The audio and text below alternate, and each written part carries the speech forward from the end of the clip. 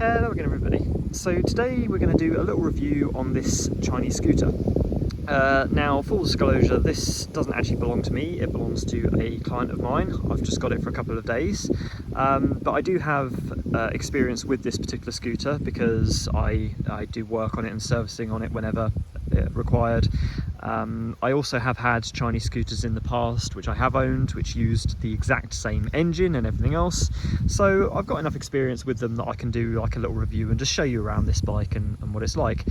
I won't be doing a ride of it in this video, but if you look at my previous upload you'll see I did actually do a ride on this scooter, so if you want to see this being ridden, go check that out. But yeah, let's have a little look around. So this is, the brand is Kentoya, but it's a basically generic Chinese scooter. The exact same model will be sold in various places under many different brand names and model names, but they're all basically the same. This particular one, as you can kind of see, is styled something like a Vespa, I would say. One thing I will mention though, with the styling, is obviously they've gone for the kind of, with the back and the front, we'll do a little walk around, they've gone for a very Vespa-like styling. The front of it, you can see, is quite reminiscent of the Vespa LX, I think it was. You know, go around to the back, you've got that very sort of almost Vespa-like rear end, and it's not a bad looking scooter.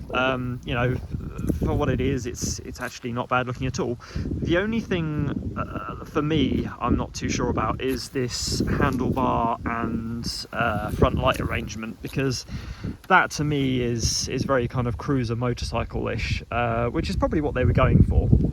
But you know, I love scooters and I love cruiser motorcycles as well, but the combination of the two, I'm just not sure really does it for me. I think it looks a bit odd having that kind of headstock and light configuration on a otherwise Vespa-ish scooter. It's a bit of an acquired taste, I would say. It's not for me, but I guess some people might like it. Personally, I would have preferred to have seen a more standard kind of scooter style handlebar and headlight setup. I think would have suited it much better. But anyway, let's have a look at equipment and stuff like that. So we've got a nice big speedo cluster here. Obviously high and low beam light and your indicator lights. Everything's nice and simple. You've got on off. This is actually for the lights, which is quite unusual actually, because this bike's only 5 years old and we're obviously in 2022 now. Quite unusual to see this, because most bikes these days don't have the option of turning the headlights off. They're just on constantly for safety reasons. Got our start button, obviously. Throttle's fairly standard. Front disc brake, so we've got the reservoir there. Mirrors again are very sort of cruiser motorcycle style.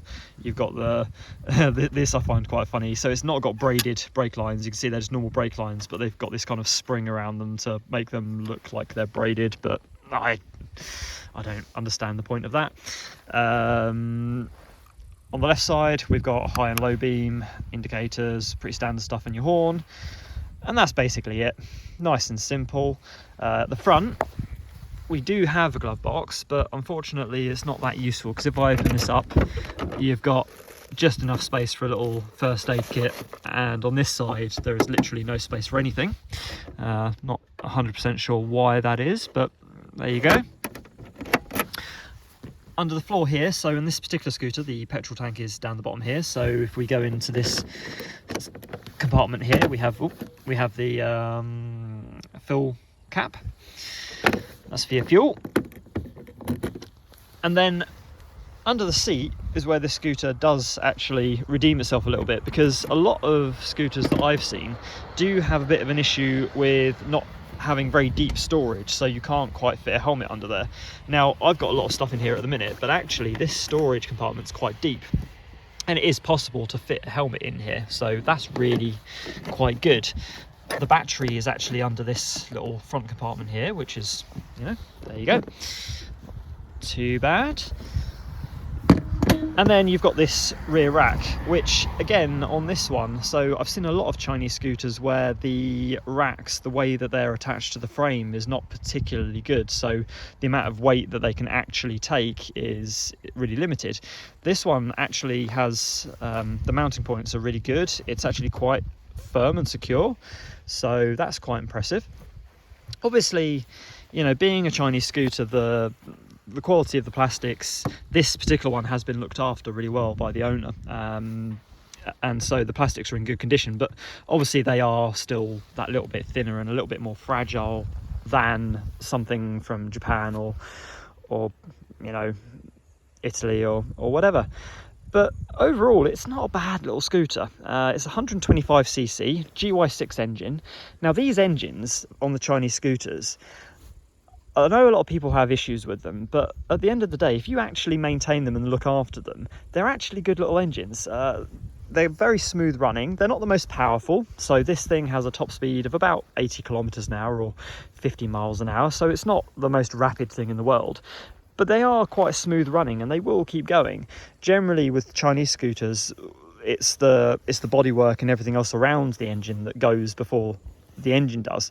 The reason a lot of people have engine failure and stuff like that is just because they don't look after them. I mean, you know, these things are quite cheap to buy, and because they're cheap to buy, people, you know, generally don't look after them as well, so they neglect the maintenance. They don't bother doing oil changes and stuff like that, and so, you know, what can you expect? If you don't look after something, obviously it's not going to last.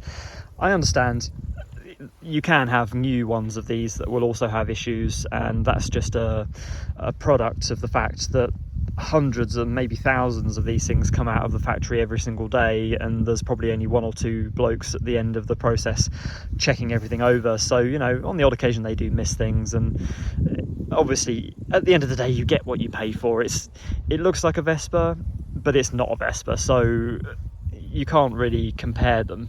But I really do think, like, these Chinese scooters, they do have a place in the world, because whilst this might not be the highest of quality vehicles, and it might not be the fastest or anything like that, if you're literally just looking something to pop down the road to the shops, maybe pop down to a cafe or go to work, which is only like a few miles up the road or something, then one of these, particularly if you keep up with the oil changes and maintain it and stuff like that, is going to do you just fine.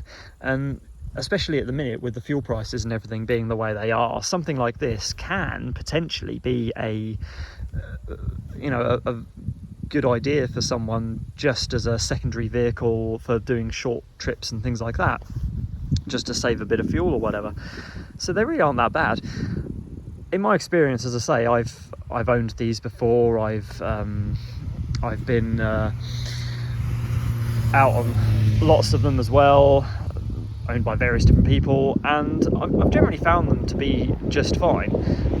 Obviously, if you're going to go out and you're going to buy a scooter, you do have to consider your options, because if you buy one of these new, they're going to cost you something around, you know, £1,000+ or something. Obviously, that's a fraction of the price of a new Japanese scooter or Italian scooter, but then you've also got the option of buying a used Japanese or Italian scooter. So there's a lot of things to consider. I will actually be doing a video shortly about what to look out for when buying Chinese scooters, because there are certain things, you know, whether you're buying them new or used, there are things to look out for with these in particular. So obviously, if you are interested in buying a Chinese scooter, go check out that video when I upload it, which will be hopefully in the next week or so. But yeah, getting back to this one. So GY6 engine, not very fast, but nice and smooth. We've got a single disc brake at the front, we've got drum brake at the back, and as I say, that's basically all there is to it. Quite simple, but then for the kind of money, what can you expect? Like I say, this is actually in the Czech Republic, so it cost something in the region of, I think, 40,000, which in English money is I'd say maybe 1,500, something like that, new. So there you go. Let's just have another little walk around whilst we're here. So there's not too much more to say about this, really. As I say, the owner's had this for 5 years. It's not caused him too many issues. He had a few problems that had to be sorted out under warranty, but again, that's something that just comes as part and parcel of the fact so many of them are kicked out of the factory, you know, all in one go. To ride, though, as I say, I'll have a video prior to this one showing what it's like to ride, but it's actually very comfortable. I have to say, this seat is, I don't know what this is. This is some sort of like fake leather or something, but it's actually quite soft. It's quite nice. The riding position is quite lovely. It's got this kind of you can see this kind of dip to it, which means you're, rather than perched on top of it, you're sort of sitting in the seat, which is quite nice. And as much as I don't like this handlebar setup, I must admit it is quite comfortable. It gives you a very upright riding position. Obviously your arms are wired out and it gives you quite decent control. The slow speed control on this thing is really quite nice. It's quite easy to flick around corners and stuff like that. And equally at the higher speeds, as high as it goes anyway, it's quite stable. I've not noticed any issues with high or low speed handling. We've got lots of lovely roads around here with lots of nice sweeping corners and stuff like that, and it seems to handle just fine. So yeah, for what it is, it's pretty okay. You know, I wouldn't go as far as to say it's really good, because at the end of the day you do get what you pay for and there's no getting around that. But then yeah, you've got to manage your expectations. I personally quite like these things because I don't do a lot of, you know, long journeys and things like that. But then at the same time, I personally do have a Japanese motorcycle, so I can't really talk too much on that front. But, you know, I've got nothing against them. I think given the correct situation, they can be good. But at the same time, I do understand why, you know, a lot of people might not like them. But at the end of the day, it's, you know, different people, different situations. And as I say, I think these things do have their place in the right conditions. So I'm going to leave this video here.